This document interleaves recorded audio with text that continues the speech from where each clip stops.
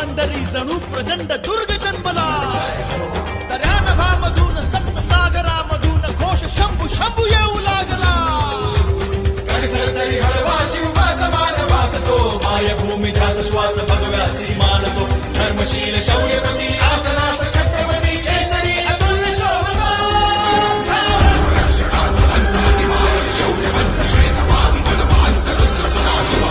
शास्त्र नीती कीर्तिमंत शौर्यवंत राजसी कुशाग्र बुद्धिवंत शोभला. प्रजाजनास रक्षण्या स्वराज्य सिंधू राखण्या पुनश्च तेज सूर्य लाभला.